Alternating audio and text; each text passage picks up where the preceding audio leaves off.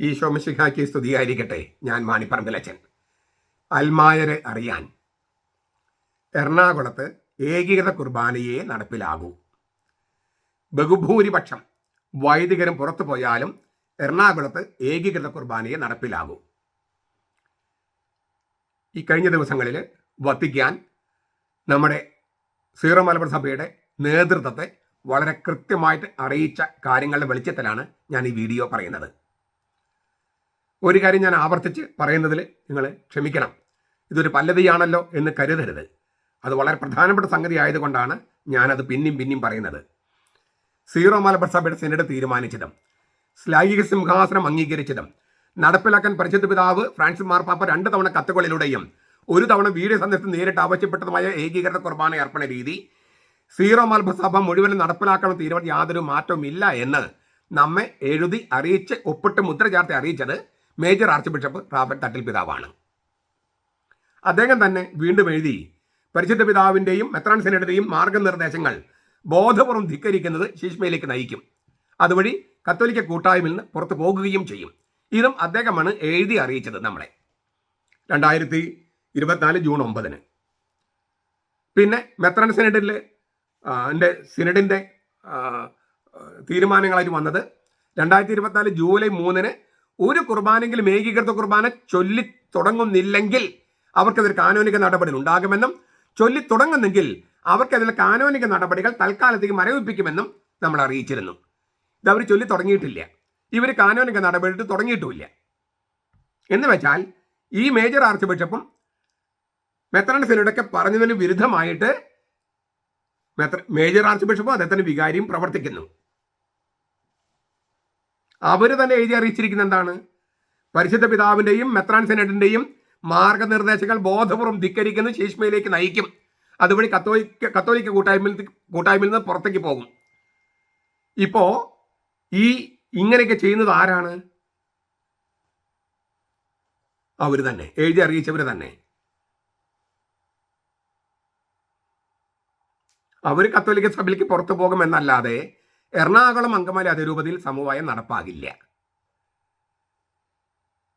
മെത്രാൻ സിനഡിന്റെ തീരുമാനത്തിന് വിരുദ്ധമായി, പരിശുദ്ധ പിതാവിന്റെ തീരുമാനത്തിന് വിരുദ്ധമായി മേജർ ആർച്ച് ബിഷപ്പോ അദ്ദേഹത്തിന് വികാരിയോ പ്രവർത്തിച്ചാൽ അവർ കത്തോലിക്ക സഭയിൽ നിന്ന് പുറത്തു പോകുന്നതല്ലാതെ എറണാകുളം അങ്കമാലി അതിരൂപതയിൽ സമവായം എന്ന് പറഞ്ഞ പാഷാണ്ഡം നടപ്പിലാകില്ല. ഈ കാര്യമാണ് വത്തിക്കാൻ വളരെ വ്യക്തമായിട്ട് ഈ കഴിഞ്ഞ ദിവസങ്ങളിൽ നമ്മുടെ മെത്രാന്മാരോട് പറഞ്ഞത്. ചുരുക്കത്തിൽ സീറോ മലബാർ സഭയുടെ മെത്രാൻ സിനഡിൻ്റെയോ പരിശുദ്ധ സിംഹാസനത്തിൻ്റെയോ അറിവോടെയല്ല സമവായം നടപ്പാക്കാനുള്ള സർക്കുലർ ഇറക്കിയിട്ടുള്ളത്. ഏകീകൃത കുർബാന ഒരെണ്ണമെങ്കിലും 2024 ജൂലൈ 3 മുതൽ ചൊല്ലി തുടങ്ങുന്നവർക്കെതിരെയുള്ള കാനോനിക നടപടി തൽക്കാലത്തേക്ക് മരവിപ്പിക്കാനുള്ള അനുവാദമാണ് മെത്രാൻ സിനഡ് കൊടുത്തിട്ടുള്ളൂ.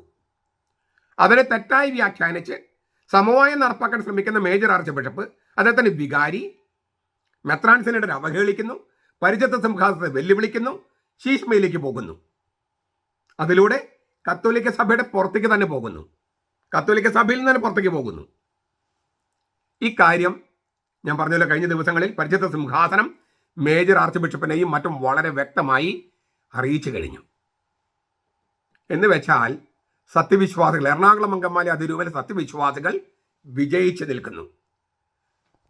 തിന്മയുടെ ശക്തികളായ വിമത വൈദികരും അവരെ പിന്തുണയ്ക്കുന്ന അൽമായ മുന്നേറ്റ ആക്രമണകാരികളും പിന്നെ അവർക്ക് പിന്തുണയും പ്രോത്സാഹനമായി നിൽക്കുന്ന മേജർ ആർച്ച് ബിഷപ്പും അദ്ദേഹത്തിന് വികാരിയും പരാജയപ്പെട്ട് പടുകുഴിയിൽ കിടക്കുന്നു. ഇത് അൽമായർ തിരിച്ചറിയണം. എന്നിട്ട് അപ്പോൾ നമുക്ക് പ്രത്യാശിക്കാൻ വകയുണ്ടെന്ന് അർത്ഥം. ഒരു കാരണവശാലും വത്തിക്കാൻ ഈ സമവായത്തിനോ അത്രയുള്ള ഈ പാഷാണ്ഡതകൾക്കും ശീശമകൾക്കോ കൂട്ടുനിൽക്കില്ല.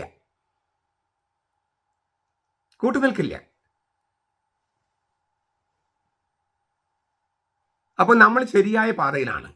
എറണാകുളം അങ്കമാലി അതിരൂപതയിലെ അൽമായ വിശ്വാസികൾ, സത്യവിശ്വാസികൾ ശരിയായ പാതയിലാണ്, വിജയത്തിൻ്റെ പാതയിലാണ്. പക്ഷേ അന്തിമ വിജയം നേടണമെങ്കിൽ ഇനിയും ഒരുപാട് പോരാട്ടങ്ങൾ കാഴ്ചവെക്കേണ്ടതുണ്ട്. അതുകൊണ്ട് നിങ്ങൾ എന്ത് ചെയ്യണം? ഞാൻ ആവർത്തിക്കുകയാണ്. നിങ്ങൾ പ്രകടനങ്ങളും മൗണ്ട് തോമസിൽ പോകണം, ബസിലിക്കയുടെ മുമ്പിലൊക്കെ പോകേണ്ടി വരും. പക്ഷെ അതൊന്നും പോരാ. അതൊക്കെ വല്ലപ്പോഴും വേണ്ടതാണ്. അതിനേക്കാളൊക്കെ അനുദിനം അല്ലെങ്കിൽ എല്ലാ ഞായറാഴ്ചയും ചെയ്യേണ്ട ഒരു സംഗതി ഞാൻ നിങ്ങളോട് പല പ്രാവശ്യം പറഞ്ഞു, പലരും ചെയ്യുന്നുണ്ട്. എല്ലാ ഇടവകളും ചെയ്യുക. എന്താണ്? സ്വന്തം ഇടവകയിൽ, നിങ്ങളുടെ സ്വന്തം ഇടവകയിൽ വികാരിച്ചിനെ കണ്ടു പറയുക, മാർപ്പാപ്പി അനുസരിക്കാത്ത വികാരി കത്തോലിക്കനല്ല, മാർപ്പാപ്പി അനുസരിക്കാത്ത വികാരി കത്തോലിക്കനല്ല, കത്തോലിക്കനല്ലാത്ത വികാരി ഇവിടെ വേണ്ട, മാർപ്പാപ്പി അനുസരിക്കാത്ത വികാരി ഇവിടെ വേണ്ട. നിങ്ങൾ പറയുക, ഒരു പ്രാവശ്യം പറയുക. തല്ലുകൂടാനും ബഹളം വയ്ക്കാനൊന്നും പോകണ്ട. നിങ്ങൾ വികാരിച്ചവരുടെ ഇത് പറയുക. അദ്ദേഹത്തെ പറയാൻ ഉറക്കെ വിളിച്ച് പറയുക. ഗേറ്റിൻ്റെ അവിടെ നിന്ന് വിളിച്ച് പറഞ്ഞാലും കുഴപ്പമില്ല. നമുക്ക് ഭ്രാന്താണെന്ന് പറയും, പറയട്ടെ. കർത്താവിന് ഭ്രാന്താണെന്ന് പറഞ്ഞിട്ടുണ്ട്, പൗലോസിന് ഭ്രാന്താണെന്ന് പറഞ്ഞിട്ടുണ്ട്. നമുക്ക് കർത്താവിനെ പ്രതി ചെറിയ ഭ്രാന്താകാം. ഒരാളെങ്കിൽ ഒരാൾ, രണ്ടാളെങ്കിൽ രണ്ടാൾ, മൂന്നാളെങ്കിൽ മൂന്നാൾ, അഞ്ചെങ്കിൽ അഞ്ച്. നിങ്ങൾ ചെയ്യുക.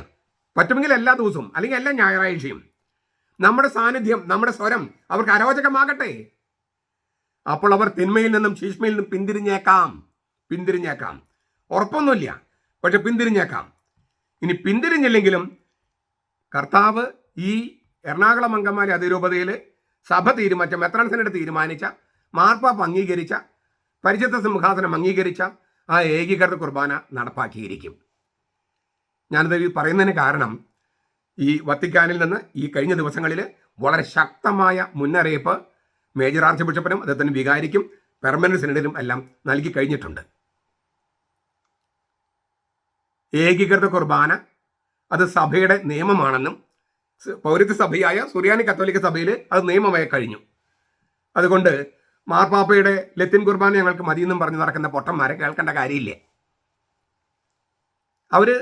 അവർക്ക് സഭ എന്തെന്നറിയില്ല, പൗരത്വം എന്തെന്നറിയില്ല, കൽദായം എന്തെന്നറിയില്ല, സുറിയാൻ എന്തെന്നറിയില്ല, കുർബാന എന്തെന്നറിയില്ല. ആ പൊട്ടന്മാരെ നമ്മൾ കേൾക്കേണ്ട വല്ല കാര്യമുണ്ടോ? പൗരസ്ത്യ സുറിയാനി കത്തോലിക്ക സഭ എന്ന സീറോ മലബാർ സഭയുടെ ഏകീകൃത കുർബാന കത്തോലിക്ക സഭയുടെ നിയമമായി കഴിഞ്ഞു. അതായത് മെത്രാൻ സിനഡ് തീരുമാനിക്കുകയും ശ്ലൈഹിക സിംഹാസനം അംഗീകരിക്കുകയും മാർപ്പാപ്പ അത് പ്രഖ്യാപിക്കുകയും ചെയ്തതോടെ അത് സഭയുടെ നിയമമായി കഴിഞ്ഞു, കത്തോലിക്ക സഭയുടെ നിയമമായി കഴിഞ്ഞു. ഇനി അതിനെ ലംഘിക്കുന്നവർ ആരായാലും എത്ര ഉന്നതരായാലും പുറത്തു പോകുമെന്നല്ലാതെ നമ്മൾ ആരും കത്തോലിക്ക സഭയിൽ നിന്ന് പുറത്തു പോകില്ല. ഷോക്കോസ് നോട്ടീസോ മറ്റെന്ത് കുന്തോ അവർ തന്നോട്ടെ, അത് അവർക്കെതിരെയുള്ള കുറ്റപത്രമായിട്ട് മാറും. മനസ്സിലായോ? ഈ ഷോക്കോസ് നോട്ടീസ് നൽകിയല്ലോ, അതിന് മറുപടിയും കൊടുത്തിട്ടുണ്ട്. ആ മറുപടി സഭാ നേതൃത്വത്തിനെതിരെയുള്ള കുറ്റപത്രമായിട്ടാണ് വന്നിരിക്കുന്നത്. ഷോക്കോസ് നോട്ടീസ് കൊടുത്തപ്പോൾ, കാരണം കാണിക്കൽ നോട്ടീസ് കൊടുത്ത് മറുപടി കൊടുത്തപ്പോൾ അത് കൊടുത്ത ആൾക്കെതിരെയുള്ള കുറ്റപത്രമായിട്ടാണ് വന്നിരിക്കുന്നത്. അതുകൊണ്ട് എനിക്ക് പിന്നെയും പറയാനുള്ളത്, നമ്മൾ കർത്താവിൻ്റെ പക്ഷത്താണ്, മാർപ്പാപ്പയുടെ പക്ഷത്താണ്, സഭയുടെ പക്ഷത്താണ്. സീറോ മലബാർ സഭയുടെ ഏകീകൃത കുർബാനയെ എതിർക്കുന്നവരെല്ലാം ശീഷ്മയിലാണ്. അതുകൊണ്ട് ശീഷ്മയിലുള്ളവർ പുറത്തു പോകേണ്ടവരാണ്, കത്തോലിക്ക സഭയ്ക്ക് പുറത്തു പോകേണ്ടവരാണ്. ആരായാലും, അത് മേജർ ആർച്ച് ബിഷപ്പ് ആണെങ്കിലും മറ്റാരാണെങ്കിലും. അതിനാൽ നമുക്ക് ഇന്ന് പെസഹ വ്യാഴാഴ്ച കർത്താവ് കുർബാന സ്ഥാപിച്ച ആ ദിനത്തിൻ്റെ മഹത്തായ ദിനത്തിന് ഓർമ്മ ആചരിക്കുന്ന ഇന്ന് ഏകീകൃത കുർബാനയ്ക്ക് വേണ്ടിയുള്ള നമ്മുടെ സമർപ്പണം, നമ്മുടെ പ്രതിബദ്ധത അരക്കിട്ടുറപ്പിക്കാം. കർത്താവിന് മുമ്പിലിരുന്ന് ഞാൻ കർത്താവിന് വേണ്ടി ജീവിച്ചാലും മരിച്ചാലും കർത്താവിന് വേണ്ടി, സുറിയാനി കത്തോലിക്ക സഭയ്ക്ക് വേണ്ടി എന്നൊരു തീരുമാനം കർത്താവിന് മുമ്പിൽ നമുക്ക് ഒരു പ്രതിജ്ഞയായി എടുത്ത് ചൊല്ലി, നിങ്ങൾ സ്വകാര്യമായിട്ട് ചൊല്ലി കർത്താവിൻ്റെ മുമ്പിൽ നിങ്ങളുടെ സ്നേഹം പ്രകടിപ്പിക്കുക എന്നാണ് എനിക്ക് നിങ്ങളോട് പറയാനുള്ളത്. പ്രത്യാശയോടെ ഈ പോരാട്ടം മുന്നോട്ട് കൊണ്ടുപോവുക. നമ്മുടെ കർത്താവ് ഈശോ മിശിഹായുടെ കൃപയും പിതാവായ ദൈവത്തിൻ്റെ സ്നേഹവും പരിശുദ്ധാത്മാവിൻ്റെ സഹവാസവും നാം എല്ലാവരോടും കൂടി ഉണ്ടായിരിക്കട്ടെ, ഇപ്പോഴും എപ്പോഴും എന്നേക്കും. ആമേൻ.